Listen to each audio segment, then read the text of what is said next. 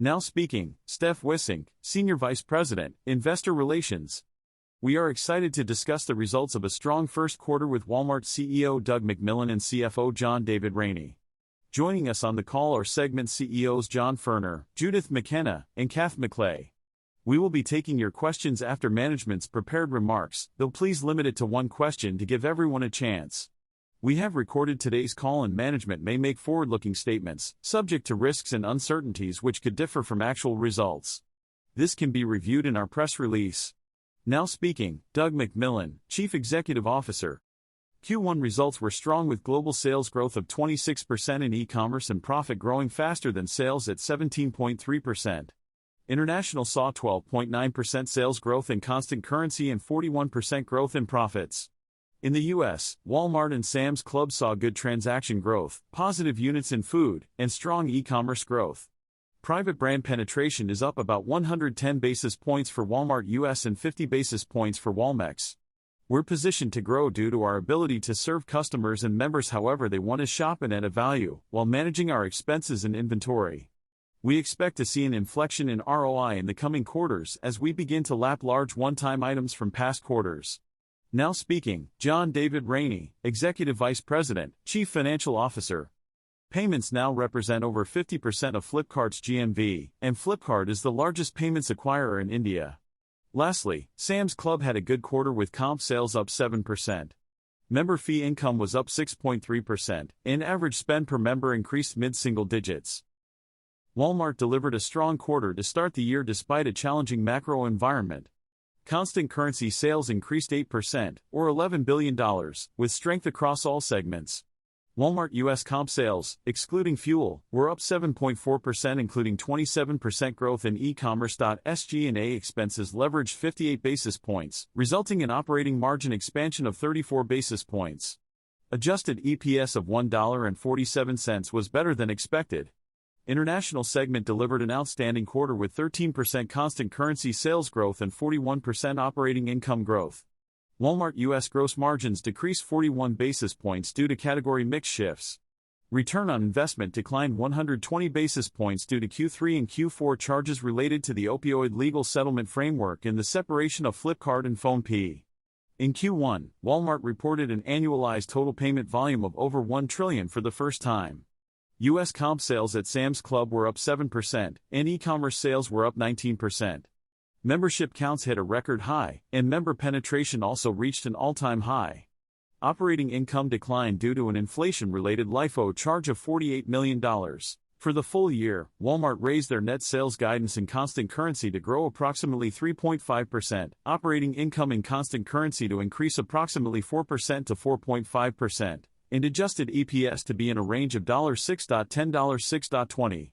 For Q2, net sales growth is expected to be approximately 4%, operating income in constant currency to decline approximately 2% versus last year, and adjusted EPS of $1.63–$1.68. UBS analyst Michael Lasser inquired, do you expect to invest in price and other actions to maintain a stable comp in the U.S., given disinflation, difficult traffic comparisons, and a challenging consumer environment?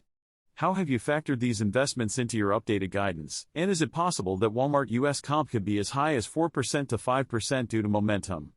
John Furner replied, Michael, John Furner thanked our team for delivering a strong quarter and investing in the future. The purpose of the company is to help people save money and live better. New shoppers, many higher income and younger, are coming to Walmart for value. Price gaps remain consistent with previous quarters, with some shifting from brands to private brands. Transaction count has been strong, with customers shifting to pickup and delivery. Softness in general merchandise, strength in food and consumables may be due to weather and other factors. Plan in place to deliver value across entire year. Doug McMillon replied, Michael, Doug here to add to what John said. We discussed at our Florida meeting that we'll be making more capital investments than income statement investments. Additionally, we will continue to invest in the supply chain and remodel investments. To emphasize the word investment, we are focusing on improving the stores by having better inventory control and store leadership to impact the mix and drive business. Goldman Sachs analyst Kate McShane inquired, have Q2 sales trends moderated from Q1, and when will the mix lap start to become easier with consumables?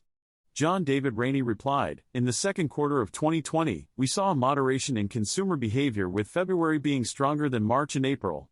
This quarter has started off similarly. We have seen a shift to food and consumables due to consumer pocketbooks being stretched. Additionally, there has been an uptick in health and wellness products, such as GLP-1 drugs to treat diabetes, which come at a lower margin. Doug McMillon replied, I believe that persistent inflation in dry grocery and consumables is the biggest issue facing us. This began to occur in late 2021 and accelerated at the start of 2022 faster than anticipated, reaching a higher level than expected. Whilst general merchandise prices have since decreased, dry grocery and consumables have stayed high. This has caused a 2-year, soon-to-be 3-year, financial burden on customers living paycheck to paycheck. Cohen and Company analyst Oliver Chen inquired, have the tech-enabled retail ecosystem's advertising and marketplace priorities been impacted by artificial intelligence, and how has the reopening of China gone relative to expectations? What are your thoughts on India? John Furner replied, in the first quarter, our e-commerce team achieved a 27% growth. This was due to increased pickup and delivery, as well as significant growth in marketplace sellers using our fulfillment services. Our targeted advertising capabilities have also improved, driving results across business units. Additionally, the supply chain team was performing ahead of internal plan. However, there is a mixed challenge between food, consumables, general merchandise, and health and wellness at a lower margin. Judith McKenna replied, Walmart has seen strong international progress in building a tech-enabled ecosystem and marketplace. This includes the launch of Walmart fulfillment services in multiple markets, as well as cross-selling products on Flipkart and PhonePe in India. China had a strong quarter due to the reopening of Chinese New Year, with Sam's Club seeing 6 new clubs opening this year and e-commerce penetration remaining at 40%. PhonePe is leveraging over 1 trillion TPV mark, 36 million merchants online, and enabling businesses to grow. India is building a mutually reinforcing flywheel of strength for its market. Morgan Stanley analyst Simeon Gutman inquired, have expectations changed for Q2 since you guided the full-year outlook? Also, has the second half spread with EBIT for sales growth widened or stayed the same since you initially discussed it? John David Rainey replied, on our last earnings call, we predicted Q2 operating income to be roughly flat. We now expect it to be down 2% due to insurance proceeds received last year. Mix will continue to be an issue in Q2 and supply chain costs are improving.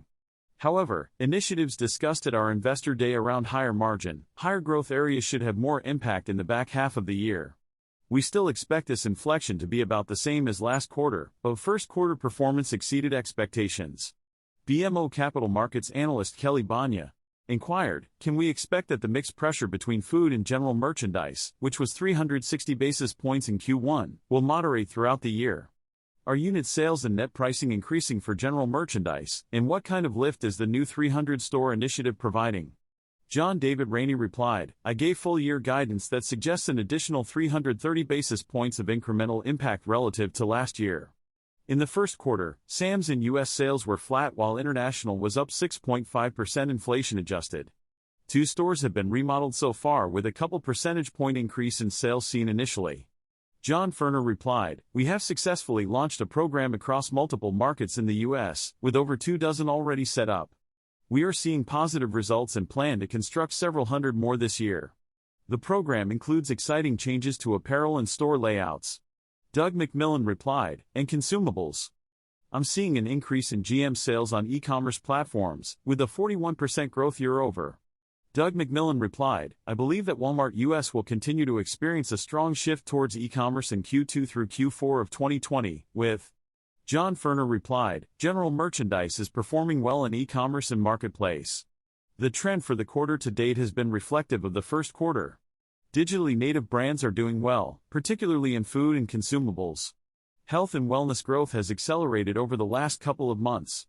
Tax refunds, weather, and other funds may impact trends temporarily, but the strength of food and consumables, as well as health and wellness, are expected to persist into the next few quarters. Health and wellness could have an even larger impact on the mix and penetration going forward. Oppenheimer and Company analyst Rupesh Parikh inquired, did U.S. e-commerce significantly contribute to your quarterly comps, and is this expected to continue for the rest of the year? John Furner replied, I am excited about the quarter. Our team has worked hard to improve customer experience, CX, scores, which examine assortment, number of sellers, and quality of product display pages. During the last quarter, we saw a notable acceleration in e-commerce pickup and delivery. This is part of our omni-channel offering and helps shorten the last mile of delivery, improving speed and cost. Strong categories include food and consumables, as well as apparel and home goods. We are continuing to expand our seller count and item count, while driving business with search too. Our 5 Capital analyst Scott Mushkin inquired, have you seen your brand partnerships evolve, with potential for store within a store in certain categories like electronics and pet? Has Walmart Plus added benefits, driving more high-income consumers to shop there? And do you think traditional grocery stores will respond to the share of the market you've gained? John Furner replied, Scott, in terms of brands, the team is succeeding in creating more holistic experiences for customers in stores, with apparel, pets and online. Walmart Plus continues to grow with new members and provides unlimited deliveries with no cost. We are also ensuring our store stock availability and pricing is competitive. Lastly, merchants are introducing new items which are driving sales nationwide. Barclays analyst Seth Sigman inquired, have you seen a 40% growth in advertising this quarter, and what measures have been taken to drive that growth? Additionally, can you shed some light on the advertising opportunities for Sam's Map sellers? John Furner replied, Walmart US has seen considerable advertising momentum since launching their second price auction capability in 2019. The goal is to connect suppliers to customers at a one-to-one or cohort level. To continue the growth of the advertising business, Walmart is increasing capacity and capability, as well as offering more marketplace sellers with easier-to-find assortment through search. Judith McKenna replied, we have seen a 50% year-on-year growth in our Flipkart advertising business, and an even greater 64% growth on our Walmex platform. Our team continues to learn new skills to best serve the advertisers coming onto our platform, which is a great opportunity to leverage global learning. Kath McClay replied, Sam's has seen e-com and scan and go growth, working with the advertising community to influence sales in club and online. Advertisers are seeing a lift on their return on advertising spend, and Sam's is happy with the tools and capabilities they are building out. Wells Fargo Securities analyst Edward Kelly inquired, have you seen any changes in gross margin or related expenses such as freight markdowns and shrink in the past year? John Furner replied, in Q1, supply chain experienced a tailwind with 100,000 containers delayed at port. Markdown pressure was experienced throughout the year but will moderate in the forward quarters. To take advantage of Memorial Day traffic, markdowns are being pulled forward within the quarter. John Furner replied, we have been actively managing shrink in our supply chain due to the challenging climate of retail. We are taking reasonable steps to protect our customers, associates and inventory from this issue, but we also recognize that it will take the community stepping up and enforcing the law to bring the issue back under control. Credit Suisse analyst Karen Short inquired, did John David make a comment about alternative investments protecting profits at Analyst Day, which is different from what he said previously? What spend pattern and share of higher income demographic does John David anticipate before and after the pandemic? John David Rainey replied, Karen, Walmart's mutually reinforcing core retail, advertising, membership and fulfillment services make them attractive. They anticipate profits from new businesses to grow faster than sales. In the second quarter of last year, the shift in customer share was most pronounced for high-income cohorts. However, convenience resonates with customers regardless of income. Walmart has taken steps in the past 3 to 5 years to expand e-commerce capabilities and online pickup/delivery to retain customers with better experiences and product offerings. John Furner replied, we have seen an increase in e-commerce and pickup/delivery usage over time, along with higher purchase rates of certain items such as prime beef versus regular cattleman's grade beef. Furthermore, apparel purchases are also on the rise, driven by new, higher-income customers. Our digital user base is growing year on year and accelerating, which we are excited about. Kath McClay replied, we are tracking 2 behavioral trends, people waiting to shop later into the season and spending more cautiously on big-ticket items. We are seeing lower price point units sell quicker, as well as increases in sales when quality value is combined. Specifically, beef brisket hour is down 17% while tonnage is up 29%, Rose's sales are up 60%, and hot, baked pieces in our cafes are up 29%. Evercore IC analyst Greg Mellick inquired, have you noticed a theme of inflation in your prepared comments? What is the outlook for inflation in grocery stores and across the store generally? What can Walmart do to help manage inflation? Do you think the industry is being rational when it comes to pricing and promotion? John Furner replied, in the last 3 years, prices have been rising since late 2021. Inflation peaked in July and August of last year with high double digits in categories like food and consumables and continuing to be around high single digits to double digits in parts of dry grocery. This has resulted in a 2-year stack of mid-20s inflation.